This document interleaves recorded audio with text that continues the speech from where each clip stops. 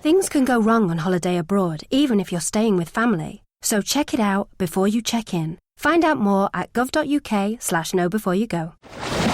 Hey Dave, it's your round, mate. Yeah, my throat's drier than the Gobi Desert. All right. Beers all round, yeah? OK, which one of you jokers has got my wallet? Well, I haven't got it. God, he'll do anything to save a few quid. Yeah, that's right. He's always had short arms and long pockets. Seriously, guys, someone's nicked it from my bag. If you lose your wallet, passport or tickets while you're on holiday, your mates winding you up will be the least of your worries. Keep your valuable stuff locked up safely when you don't need it. And if you're on the beach or by the pool, only take the cash you need. For more information, go to gov.uk/knowbeforeyougo or follow us on Facebook or Twitter. You can follow me on Twitter at holiday_hut. I'm speaking to Sarah Willingham from Let's Save Money. She's a consumer champion. She shares secrets on how to save money when it comes to everyday purchases. I'm now going to ask her about mistakes people make. With the rise of the internet, more and more people are doing travel on their own without using travel experts such as travel agents or tour operators. So some people obviously make mistakes, and I wanted to know what Sarah believes is the biggest mistake people make when it comes to booking a holiday. Probably not doing enough research, actually, and kind of rushing into it. I also think that we can be very, very guilty of paying for it when we can't afford it, and often we can get ourselves into debt as a result of it.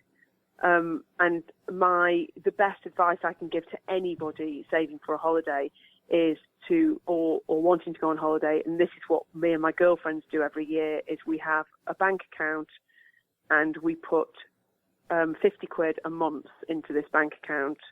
And so that means obviously at the end of the year we've got 600 quid. And that sometimes our holidays cost us miles less than that. Usually they do, actually. That can even last us for 2 years. But at least we know that the money's there. And when it comes to booking the holiday, we don't notice it. And I think, with life is always going to cost what life costs us, if you know what I mean. And it can be very, very difficult to save. So I think as soon as the paycheck comes in, same day, there ought to be a direct debit. It can be 30 quid a month, whatever the number is, just putting a little bit aside, because we need our breaks. And of course, we all relax in very different ways. For me, it is a holiday and travel. That's how I switch off. Other people, it's different things. But if that's what you need and want every year, then I think don't rush into it when you can't afford it. Save for it. Yeah, there's a lot of people who pay for their holidays for years, aren't there? Yeah, exactly. And of course, I think it's extremely important that we have the relaxation time, but I do think there's a way of doing it so that it doesn't kill us. Where's your favourite destination? Wow, that's almost impossible to answer, actually. I love to travel. Love to travel, and I could give you an endless list of amazing places. We love the east coast of Australia. I think Byron Bay in Australia is one of the most amazing places I've ever visited in my life. I loved it. I also love parts of Africa. I think incredible. I love Thailand. I love Japan. I've been very lucky and I've travelled a lot. And I don't think I've ever been anywhere that I've not really liked. Because even places which some people would consider to be soulless have, in their own way, have got their own soul. And I just think I love different cultures. I've just been to Turkey and spent quite a lot of time in the Middle East recently, and also loved it out there. And I think that's a very difficult place. But I think if I was to say, Maldives is very special to me because that's where my husband and I went on our honeymoon, and that's where we've always had very special times together. That's kind of where we retreat to if we get the chance. But I think probably east coast of Australia, because I've travelled there quite a lot with I've got 4 very young kids, and we've been many times since when I only had 1 or 2 or 3 or 4, and we love it there. Australia's always been very, very, very good to us. We've had a fantastic time every time we've been. So probably Australia. That must be quite a challenge with 4 young kids getting them all that way. It's do you know what? It's I think, you know, we've never let having the kids stop us travelling to the most extreme places. And we were in Mozambique this year with 4 of them, and it's never, because both me and my husband have quite hectic lives normally. We both work very hard and both got businesses, and we are busy people. When we go on holiday, we are so chilled. It's like nothing can faze you, if you know what I mean. So as a result of that, I think we tend to find it's very rarely painful, put it that way. Of course it's a challenge physically and practically, but it's rarely emotionally challenging. And I really think it's when things are emotionally challenging that they're the hardest. I still have to say rather you than me, though. I don't think I could hack it. Oh, you haven't met my kids. They're so cool. I'm the eldest of 7, so I've gone right off that whole idea. Oh, are you? Yeah. So did you travel when you were younger? Where have you got your love of travelling from? We didn't go far. We went to Scandinavia mostly because it was cheaper going to Scandinavia than it was to stay at Butlins or Pontins over here. Yes, my husband's Danish, so... Yeah, I love those countries, but... yeah. I just sort of fell into travel. It sounds daft. I was a communications engineer working for a police force, and I was so desperate to get out of the job. I met a travel agent who loved their job, and I thought, right, that's it. Travel's for me. So that's when I started travelling. I got into it very late. Oh, good for you. Yeah. Brilliant. Checking it out before you check in on the John Guinn Travel Show on ukhealthradio.com.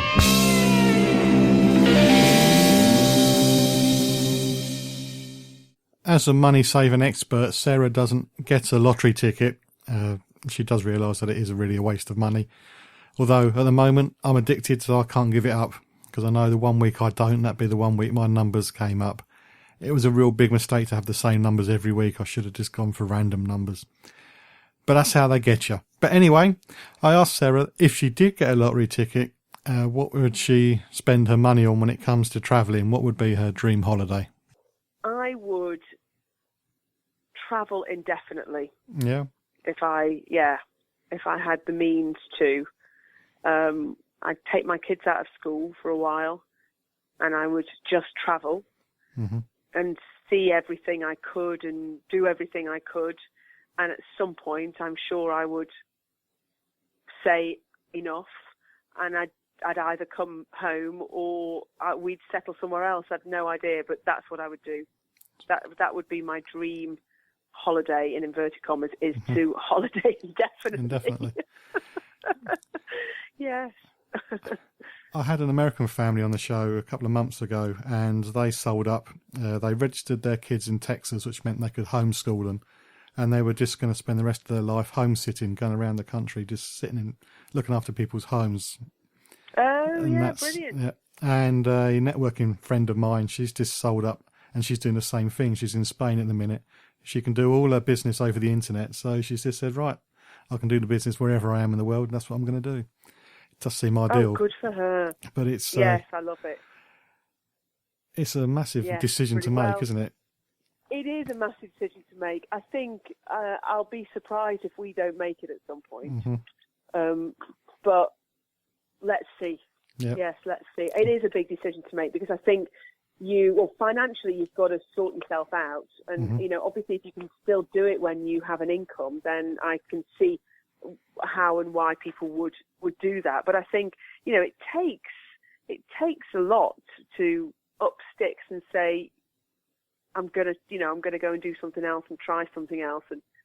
But why not? Life's so short, and if it doesn't suit everybody, I'm not suggesting that it does, because I think a lot of people love being, they're home people and they love it. I think that's fantastic, and stick to that. But if you are somebody that is passionate about travelling and passionate about, yearns to see other countries or even live in another country, then I think there's often, I should say, a way of making that happen and finding a route to making that happen. which I think, a lot of us don't. It's often fear that stops us doing it, and that should never be a reason. No, I do have a valid reason. I've got a dog. I couldn't possibly lose him. So that's there you go. That's my excuse for not doing it. But one day. You see, this is my mates. When they have dogs, I'm like, no, you should just have more kids. Because kids are much easier than dogs. See, I could go and travel around the world with my kids, but you can't go and travel around the world with your dog. No, you're right. And I think if I had kids, I would be far happier leaving them behind than I am putting my dog in a kennel. Oh. Yeah. We've only touched on... Sorry. No, I was going to say, you can travel around the UK with your dog. Yeah, I can do, yeah. Can you still not take dogs? I don't have any pets at all. Mm-hmm. Can you still not take dogs on the continent or anywhere? Or do they still have to quarantine? No, we can. We can get him a pet passport and take him across. It's just that my wife likes the sun, so we have to go to the Caribbean or whatever when we go away. Okay, so they can't go... Are they restricted from going into any country? They can go into the EU as long as they've got the passport and the vets to say that they're all covered and inoculated. It's just if I go somewhere... That's cool. So you could go in the summer and get some sun, and you could get in a camper van and go around Europe. That'd be quite cool. That would be cool. You haven't met my wife, though, have you? That's never going to happen. She's a Caribbean girl. Yes, she is. Feel it. Yeah. Caribbean and the Maldives. Excellent. Brilliant. Fine. I just want to ask you just to remind us what your website address is, please. Let'sSaveMoney.com. Okay. Well, thanks, Sarah. Thank you for your time. You can keep up to date with travel news and leave me a message at facebook.com/John Guinn Travel Show. Now we're moving on to Zagreb, the second destination of this week's show. A few days ago, I spoke to Darja, I hope I pronounced that right, who works for the Zagreb Tourist Board. We had a conversation over the phone. The quality of the audio gets a little bit scratchy every now and again because she's calling me from Zagreb and I'm on my mobile, so please do bear with it because there's a lot of great information. And the first thing we're going to do is, for all those who don't know where Zagreb is, we're going to find out where it is.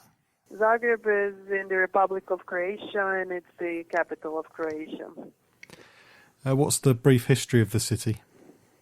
Well, Zagreb has a history which is more than 900 years old, and it was mentioned as the capital of Croatia for the first time in 1557. And in June in 1991, June 25th, the Parliament of the Republic of Croatia proclaimed independence, and Zagreb became the capital of the Republic of Croatia. Okay. What's the climate like there? Is there a good time of year to go, or can you go any time of the year? Well, it's a continental climate with the Mediterranean flavor. Zagreb is actually an all-year-round destination, although to me it's beautiful during springtime, of course. Okay, I'll make a note. Go in springtime. Yeah, during springtime. How can we get there from the UK? The best way is to arrive by plane. Our national carrier, Croatia Airlines, flies regularly from the UK to Zagreb, and British Airways as well.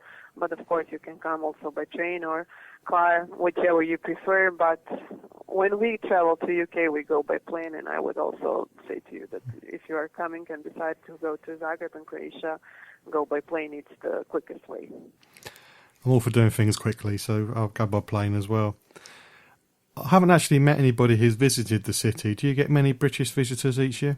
Get some 30,000, but the good thing is that we have the constant increase of the arrivals of the guests from the UK, so we always expect a little bit more of them to come every year. Yeah, okay. It's well known that British people, well, more specifically the English people, can't speak any other language, including me. So would I be okay just being out to speak English, or would I struggle a bit? No, you will not struggle for sure, because the majority of people here speak English, and you would definitely have no problem here. We also speak other languages like German, some of us Italian, but with English you are here on safe ground. Because we are very lazy as a people. It's a problem. When the country joined the EU, did that have any difference on the tourism industry? Well, it gave us a positive uprise, but maybe not that much as it was the case with some other countries that joined the EU. because Croatia was always in tourism industry, and Zagreb as its capital